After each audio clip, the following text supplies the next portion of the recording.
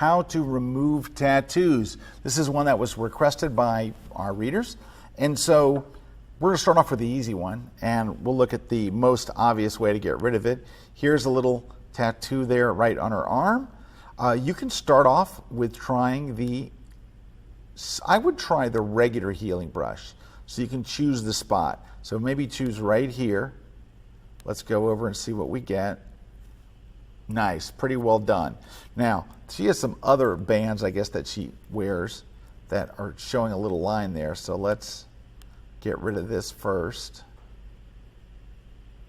And see how I lined up the bands a little bit if you want to keep those, but if you want to get rid of those, then we'll just get rid of those as well while we're there. So that was pretty easy. Let's look at a little harder one.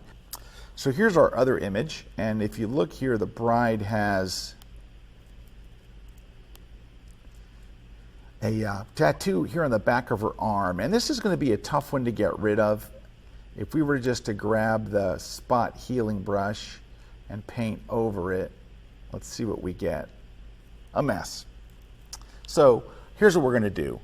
Rather than trying to get rid of the whole thing at once, let's just take little pieces of it. Let's zoom in a little bigger. Let's try to get little pieces of it. First, let's get rid of the heart. Easy enough. Done. All right, now I'm not super crazy about how that went away. Let's make a smaller brush. I don't like where it's sampling from, to be honest with you. So let's switch to the regular healing brush. Let's sample right above it. Go in here and see if we can get a little better tonal match. Much better. There we go. All right, now, we're probably not going to be able to take this whole thing at once. So let's try to get rid of the letter B. Let's sample over here. See if we can get rid of pretty much most of the B. All right, not bad. Now let's see if we can get rid of beauty. We might be switching to the clone stamp tool because it's just smudging. Yep, let's do that. I don't want the last thing I want to do is smudge it. So let's go over here and clone this down. And let's clone this down right over here. Let's take this area right above, make it a little bit smaller. And let's get rid of the top of the T. Yep, this looks like it's going to be the ticket. Take the top of these letters. Now, we actually, at this point, if we were to go down here and get that Y, why? Because we want to. See if we can get rid of that Y. Because then we might be able to use the patch tool right here. I can't swear, but let's try it.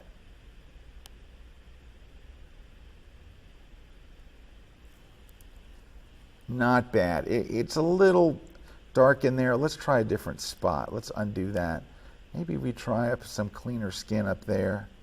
Yeah, that looks better. Let's go here. All right, let's get is. Now, we might be able to just pick up is by itself and move it. Not bad. Now we have chun. So I think what we're going to have to do here is the old trick where you make a selection of the area.